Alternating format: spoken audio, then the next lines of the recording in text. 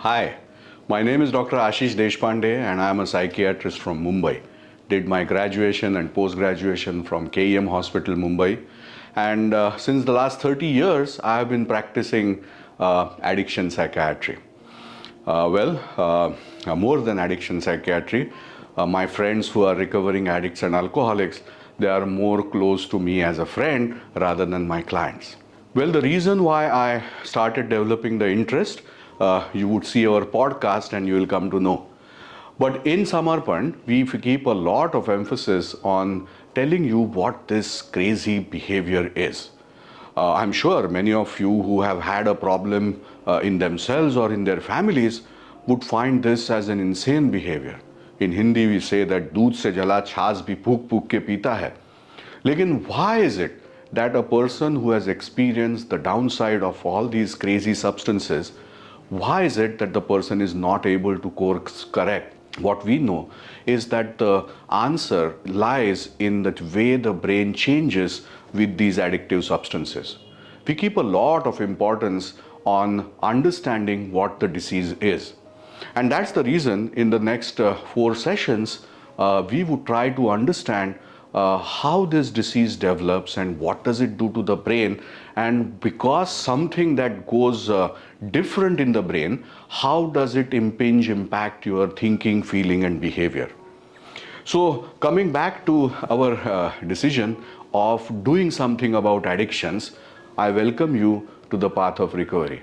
The fact that you are watching this podcast, this video, I believe that somewhere in your mind you understand that something is not right in your life. Hold on to that thought. Keep that thought alive, because that is something which is going to take you to a better world. Welcome to Samarpan, and thank you very much for choosing us as partners in your recovery. At Samarpan, we have a handpicked team of healthcare workers who are enthusiastic and curious to know how we can help. We have a talent base which probably is I wouldn't be very uncomfortable in saying, is that we have some good people in our team. So once you come to the rehab, that's not the only program that we have. We have a support group which follows the rehabilitation program. If for some reasons the rehab program doesn't work for you, we have the intensive outpatient program. We believe that it's a biopsychosocial and that too a family disease. So not only do we have affiliations with multidisciplinary hospitals which would take care of your health issues, physical health issues, but we have people who come from the mental health fraternity. I myself am a psychiatrist, and we have mental health experts who would try to tell you how you can bring about a change in life. I believe in giving minimum doses and judicial use of medicines, and of course post the rehabilitation center, knowing, understanding, being a partner in the relapse prevention program that you would develop. We use assessment tools and everything. You would know from our website what kind of a program we have, but it's an absolutely voluntary program. You got to be motivated to bring about the change. You know the adage, God helps those who help themselves. So that is where the disease education becomes a part, because I believe personally that knowing what the problem is a significant chunk of the solution. So let's try to understand what addiction is and what it has done to you. Well, of course, you know what it has done to you. Okay, it probably has affected your health, the way you think, the relationship that you have, the status that once you had. It might have started preoccupying you in variety of ways. So at Samarpan, it's not that you can just jump into the rehabilitation program. We want to know you just the way you would want to know who the therapists are. We would like to know what kind of a person is having the disease. So we engage with you, and once you start believing that, okay, these people are trustworthy, then we go for the treatment. So recovery engagement is as important as recovery facilitation. So once the recovery engagement has happened, we get into the recovery facilitation, and that is where these videos would come in handy. So I believe that if whatever stage you are in, if you are able to see these videos, you will understand how we are going to go about with the treatment. So yes, the usual life that an addict has is that there is a first exposure. Okay, long time back, maybe in your teens or in your 20s, it's possible that you had the first exposure. And that aha experience was remembered by your memory brain. And the memory brain stored it in itself and said that, well, this is a good experience. And then the brain, when got another opportunity, it jumped to that, and the brain was wanting to have that exposure again. And when it realized that even the second exposure was as aha as the first exposure, it started wanting it more and more. And then what happened was that many a times my friends have told me that, if they had two opportunities of attending parties at one time, then the party in which they would have the opportunity, or was a possibility of getting the addictive substance, that was the party that was being chosen. And it happened automatically, and you would rationalize it by, okay, these are good fellows, they can understand me, I vibe with them, and the other guys are not so great, I don't vibe with them. And then one start choosing the kind of opportunities, and those opportunities start coming in too frequently. Then what happens is that you understand that the same amount that was giving you the aha experience doesn't give you. So the frequency, once it increases, you start requiring more amount of the drug in order to feel that aha experience. And that we call as tolerance. And somewhere then the brain gets used to a fact that maybe if you are bored, this is the easiest way to recreate yourself. If you are frustrated, if you are angry, if you are, if you are feeling just under the weather, you start choosing that option. And I always say that "Khushi hoya gum, thumbs up with rum" becomes the mantra. And if you don't get it, you're not able to concentrate, you're not able to work. Not necessarily that you will have the shivers and the tremors, okay? But you will feel uncomfortable for some reason or the other if you don't get the drug of choice. And then what happens is that you start running after it. Your mind starts preoccupying yourself with procure. How are you going to get the next dose? How are you going to plan it? Whom are you going to contact? How are you going to create that opportunity? And that is how the disease progresses, and then it becomes compulsive, where if you choose it, if you take the drug, you feel good, and if you don't take the drug, you feel miserable. And then there is absolutely no choice. Who wants to be miserable? So you start running after the drug. Then you start taking risks. You are willing to lie, you are willing to steal, you are willing to borrow. Sometimes you are willing to take risks like driving under the influence or borrowing money from people which you really do not require. The amount starts increasing. It could be a variety of things. And that is how wrong decision making starts getting at you. Apart from the health hazards that you are exposing yourself to, you start having these psychosocial hazards, and the life of an addict becomes very difficult. So for a long time, people felt that, well, how does this happen? And we had no answer. So in all religions, it is said that all these addictive substances get the demon out of some people. Now, why they get the demon, nobody knows. So now we know that most of the disease, health organizations know that this is a disease, and what it does, it affects the brain and its circuitry. And it affects the reward circuitry, it affects the memory circuitry, it affects the executory functions, it affects the stress circuits, and all these synchronize together to form a chronic relapsing disease. And this chronic relapsing disease, it causes health hazards, it affects your mind, it brings a lot of guilt, shame, embarrassment, anger, violence. Come what may, you are not able to stop, and the relationship starts getting affected, and you become a nonsense to the society. And that's the reason people can't see what behavior you have, and why would you do such a crazy thing. And that is where people start feeling that you are a bad person or you are a crazy person. But what we believe is that you are a diseased person. There is a sickness, there is an illness called addiction. And that's what the medical fraternity feels. Well, I always give this example of the famous Wankhede Stadium in Mumbai. And sometimes it rains very heavily in Mumbai, and the whole ground looks muddy. And you can see that mud, wet mud, right from the stands. Okay, and you know that the match is not going to happen. And then there is bright Mumbai sun, and it dries off the ground. And still, the referee says that we do require 2 hours of sunshine. And at that time, the spectators can't see the wet patches. They want the match to happen, and they start cursing the referee. But the referee can't start because below the lawns, there is moisture. And that is precisely what happens in psychiatric illnesses. So if you see a neurological MRI or a PET scan, you probably would not see any changes from a distance. But below the surface, there are some neurochemical changes which do happen, and then we call it a psychiatric illness.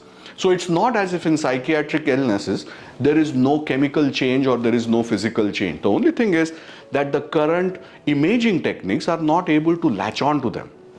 There are various new techniques that have come up which can tell you that in the brain, which has a functional area base, if you roll the brain functional areas like a pizza bread or a roti, then it would probably cover 6 Wimbledon courts, or if you are in Mumbai, then half of Shivaji Park. That's the extent of each and every brain. Okay, so the functional areas, and in our brain, just like for diabetes, we did not know for a long time where the disease begins. Okay, well, in the brain for addictions, we did not know where the disease starts. Now we know that yes, there is an area right here. So if you poke a pin right above my eye and above my ear, where are those pins likely to meet each other? That is the area where there are some changes that happen. Just like in diabetes, the insulin becomes problematic in the islets of Langerhans in pancreas, something happens in these areas. Okay, now this is called the reward circuit. And the reward cascade involves a variety of chemicals. So we have serotonin, we have enkephalins, we have GABA, and we have dopamine. Now this dopamine is an important chemical for any kind of pleasurable sensation. So when it comes to my liking, it is because of dopamine release. If I take great passion and enjoy telling you what this disease is, because every single time I do that, there is a dopamine release. If there were no dopamine release, my presentation would become extremely flat and boring for you. So when dopamine gets released, I feel like doing that thing again and again. So whether it is enjoying a ghevar or shrikhand or any of the desserts, tiramisus, anything, it is because of the dopamine release. And that dopamine release quantitatively decide my preferences. Do I like this or that is decided by the amount of dopamine that is released. So we have variety of addictive drugs, and most of them act through any of these systems. So there would be some drugs like psilocybins which act through 5-hydroxytryptamine specifically. Opioids, of course, you know that it acts on the enkephalin system. Sleeping pills act on the GABAergic system, and we have the cocaines and stimulants, amphetamine type stimulants, which act directly on the dopaminergic system. What happens is that all these addictive substances finally create a reward in normal people also. But what makes a person into an addict, okay, is what happens in the post-reward, as a post-reward phenomenon. So we'll try to find out what the post-reward phenomenon is. So we know that the addiction center lies right here. You can see these white eggs and the threads that are going out and in, the green, the yellow, the blue, the red. All these threads are the neuronal connections that I was talking about. So whatever changes happen here, these changes are carried to distant places in the brain. So where thinking is affected, the areas of the brain which are surrounding are the emotional cortex. So our emotions get affected. They are also in proximity with the stress circuit. So our stress bearing capacity goes down. So any change in this area is likely to affect the areas that are. So let's try to find out what exactly happens. So every single time I said, whatever drug of addictive potential that you might be taking, it releases something called the dopamine. Okay. Now this dopamine is a peculiar chemical. So whenever I take any substance, okay, the dopamine levels go up. That's why I feel the pleasure. And then the dopamine levels go down as the effect peters out. So what happens is once the blood levels go down, the dopamine levels go up. Now this happens in all of us, okay? I consume alcohol responsibly as of now, but after a few couple of drinks, I don't have to refrain myself. I don't have to motivate myself. I don't have to tell myself, no, no, no, not the third drink. Head to the buffet. Automatically my brain says, enough of it, let's go to the buffet. So many alcoholics and drug addicts, they feel they have a problem with their willpower.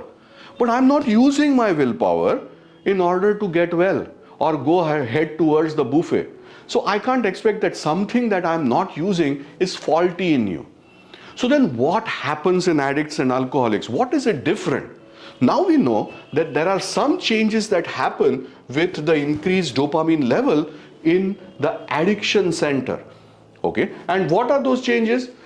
These dopamine changes, when they are traced at the ventral tegmental area and the nucleus accumbens, you see that there is enhancement of glutamates. You see these blue dots that are there? That's what I'm talking about.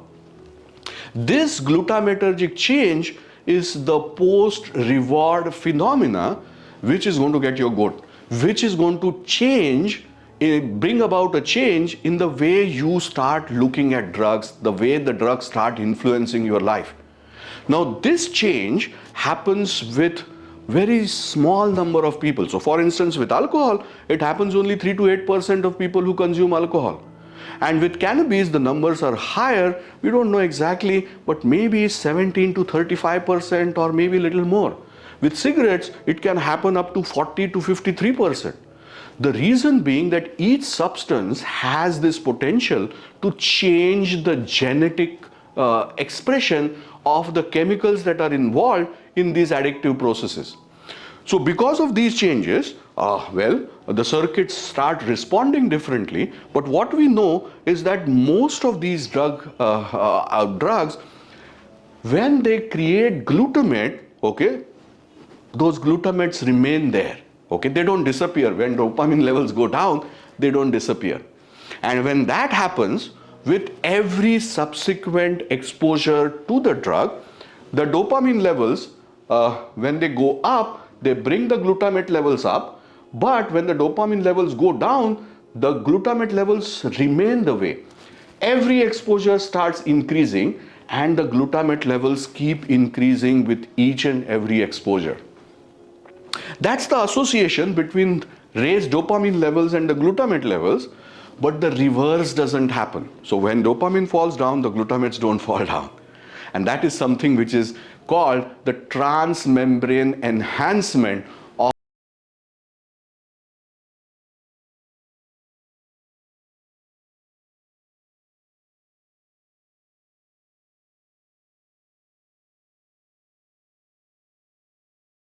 or vegetable stew for me. Okay, for those people who don't know what pav bhaji is, there's a vegetable stew for me. And at the last moment, I tell you that 5 more people are joining me. So you'll have to increase the quantities. So you'll have to put some vegetables and you'll have to put some salt. So for 5 people, maybe you'll have to add a kg of potatoes or a kg of extra vegetables. But the salt that you would add would be a teaspoon. So looking at the pot, you will be able to find out whether you've added the vegetables or not. But you won't be able to find out whether you put the salt. Sometimes you forget. So I call this glutamatergic change as a minuscule change which even the person doesn't notice that is happening. Is it something very different? No. A diabetic is unaware that his islets of Langerhans are not producing sufficient insulin. The pancreas don't scream out and say that, oh my God, you're eating too much of sugar or your lifestyle is bad. So when the diseases happen at that time, it's a silent process. Something similar happens. So no diabetic, okay, when he consumes sugar for the first time, wants to become a diabetic one day. That's the reason he consumes. No, it doesn't happen that way. So similarly, my friends, whoever, okay, is in your life who has an alcohol problem or an addiction problem, you never thought that you wanted to be an alcoholic or you wanted to be a drug addict. But these changes in the brain, somewhere the salt kept on increasing. And when the salt increases, the vegetables go down and the salts keep increasing. Can you not imagine a situation where the whole pot becomes salty?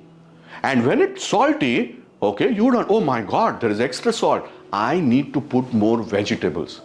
And the easiest way for the brain to put vegetables, okay, is by the drug of choice. The brain has learned it. So what you do to reduce the saltiness that is created by the increased glutamate levels, now you demand for the vegetables, that is dopamine. And that is where the compulsive consumption starts happening. Now you can realize that when you have the urge, okay, why is it very difficult to control it? So as Oscar Wilde once said, that I can resist anything and everything except temptation. And that's the temptation cycle. You multiply it 1,000 times, 10,000 times, and that is the situation with my addicts and alcoholics. So in the brain, there are changes which have happened and they are going to persist for the rest of your life. So you need to find out how are you going to do it. And that is called the relapse prevention plan. Now to put it in short, you have the substance, you enjoy it. What you don't know is that there is glutamate increasing. Now it's a thin man, you don't realize it, it's not in your awareness. So you keep consuming, you realize that you start requiring more frequently, more amounts, tolerance and regularity. These glutamates keep on increasing, and as they keep increasing, you keep consuming. Little do you know that the population of these thin men is just increasing rapidly. With every exposure, it is just increasing. And when it increases, the whole system becomes glutamate heavy, salty, right? And then the whole seesaw tilts. And then there is a demand for neutralizing this saltiness by demanding dopamine. And when that happens, the compulsive drinking starts. And in spite of knowing that consumption is not really helping you, or in fact it is hurting you pretty bad, you keep consuming not knowing that why is it that you're not able to control. And that is the helplessness that comes in. So what happens? As I said, that the glutamate levels have increased here, okay? These are not watertight compartments. So there are multiple neurotransmitters that start getting affected and you start having different kinds of behavioral issues. So what we know is that your sleep might get affected. Sometimes you might have withdrawals. Sometimes, there is denial. We know that it's very difficult for people to accept that drugs are causing them a problem. The whole world knows it, but they just can't understand it. It happens because of the cannabinoid system, the serotonergic system, and the opioid system. And we know that it's a chronic relapsing disease. So the stress circuits get engaged in the relapse process, and the emotions go haywire, the coping skills are not well tuned, and the person's life becomes one slide and he's just not able to control himself. So we know that, well, there are various things that can happen, okay, and certainly self-appraisal and insight and judgment get impaired, and progressive loss of insight. Now, apart from that, because of continuous and regular consumption, there could be accidents, there could be violence, there could be liver effects, the heart effects. And in spite of having that, the person keeps on repeating the same kind of behavior, hoping that the next consumption might be the one which is a controlled consumption, just like my friend or my family member. They keep believing that that's, in fact, somewhere in the big book that I refer to, there is a sentence that every alcoholic carries the dream of controlled drinking in his mind, but he carries it to the cemetery. So controlled drinking is not an option for you because of these reasons. So what we know is that there could be primary effects of these drugs on the behavior, on your thinking, feeling and behavior. And because your behavior gets affected, there could be secondary complications which can happen to the areas of the brain which are next to the addiction center. So you could have actually co-occurring disorders which are psychiatric disorders which have been induced by the changes in the brain, the glutamatergic system, near the emotional cortex, near the memory cortex, and the decision-making cortex. So these are the areas that are likely to get affected. So what I'm talking about is that we have labeled it not as addictions, because just like there is diabetes and pre-diabetes, we believe that there is substance use disorder. There could be problem use of substances, there would be hazardous use of substances, there would be misuse of substances, and then there is dependence. So everybody doesn't have to fall down into the gutter to know that he has a problem. If these substances are causing you a bother and still you're not able to bring about a change, then there is something wrong. If you don't bring about a change in your behavior right now, then it will lead you to progress and the permanent state of addiction. So that is where we understand that there is excessive drinking, drinking for wrong reasons, drinking that puts self and others at risk, and compulsive drinking and preoccupation with drinking. And then there are pre-addiction disorders, disorders that can happen during intoxication, and disorders that can happen during withdrawals and can trigger some kind of a psychiatric illness. So we need to assess for all these things for good treatment. So good treatment is about treating the whole that you have a problem with. Okay. So what is important is that all these assessments make the success rate little better, and this superstimulant effect that I was talking about, the glutamatergic change that I was talking about, it can happen with variety of substances. So the acronym is very easy to remember: CSK, Dhoni, C. Okay, now nobody can forget CSK and Dhoni, and that he was a great captain. Okay, so CSK, Dhoni, C. So we have CNS depressants, stimulants, cannabis, designer drugs, hallucinogens, opiates, nicotine, inhalants, and caffeine. And we have variety of process addictions, the internet use, shopping and sex behavior, gambling and internet gaming.